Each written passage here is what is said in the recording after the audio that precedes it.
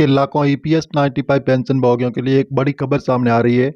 एक बार फिर से पेंशनर्स ने अपनी आवाज बुलंद की और इस बार मामला सीधे सरकार तक पहुंच चुका है।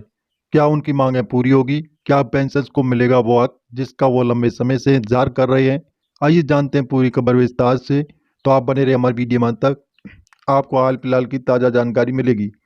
तो जी हाँ दोस्तों, ईपीएस 95 पेंशन भोगियों ने हाल ही में अपनी 4 सूत्रीय मांगों को लेकर प्रशासन को एक ज्ञापन सौंपा है। ये ज्ञापन पेंशन संगठन द्वारा सामूहिक रूप से दिया गया है, जिससे उनकी प्रमुख समस्याओं और मांगों को स्पष्ट रूप से रखा गया। तो जैसे ही दोस्तों, पहली मांग न्यूनतम पेंशन में सुधार। पेंशन भोगियों की सबसे बड़ी मांग है कि वर्तमान न्यूनतम पेंशन को बढ़ाया जाए। उसका कहना है कि वर्तमान व्यवस्था में जीवन यापन करना बेहद कठिन हो रहा है।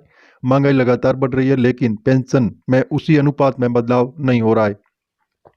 इसलिए पेंशन चाहते हैं कि उन्हें सम्मानजनक जीवन जीने के लिए बेहतर सहायता दी जाए। तो दूसरी मांग ये भी है कि मेडिकल सुविधाओं की व्यवस्था। दूसरी बड़ी मांग स्वास्थ्य सुविधाओं को लेकर तो इस प्रकार जो बताई जा रही है कि पेंशनर्स को सरकार से अपील की है कि उन्हें मुफ्त या रियायती चिकित्सा सुविधा उपलब्ध कराई जाए। बुजुर्ग अवस्था में स्वास्थ्य समस्याएं बढ़ जाती है, ऐसे में इलाज की सुविधा मिलना बहुत जरूरी होता है। और परिवार को सुरक्षा। तीसरी मांग, जैसे पेंशनर्स ने अपने परिवार की सुरक्षा को लेकर चिंता जताई।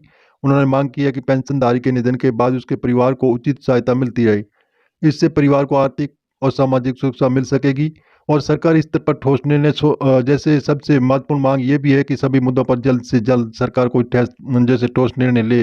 पेंशन का कहना है कि वो लंबे समय से इंतजार कर रहे हैं, लेकिन अभी तक कोई बड़ा फैसला सामने नहीं आया। आंदोलन और आगे की रणनीति क्या है, तो इस प्रकार बताया जा रहा है।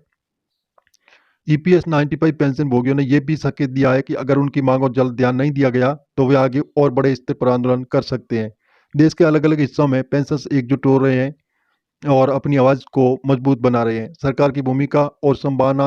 अब सभी की नजरें सरकार के फैसले पर टिकी हुई है। विशेषज्ञों का मानना है कि अगर सरकार इस पर सकारात्मक कदम उठाती है तो लाखों पेंशनर्स को सीधा फायदा मिल सकता है, लेकिन अभी तक कोई आधिकारिक घोषणा नहीं की गई है। और दोस्तों, ईपीएस 95 पेंशन भोगियों की 4 बड़ी मांगें जो सरकार के सामने हैं। अब देखना होगा कि आने वाले समय में इन मांगों पर क्या फैसला लिया जाता है।